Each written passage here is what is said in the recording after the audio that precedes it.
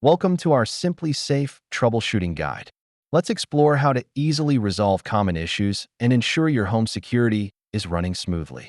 First, let's discuss common connection issues. If your SimpliSafe is not connected, here's what to do. To check your Wi-Fi connection, go to your device's settings. If necessary, reset your router to improve connectivity. If your sensors aren't connecting, let's troubleshoot these connectivity issues right away. To resync your sensors, follow these quick steps to ensure they're communicating with your base station. Now, let's identify any notification issues you may be facing with your SimpliSafe system. Here are some helpful tips to ensure you receive your alerts promptly, keeping your home secure.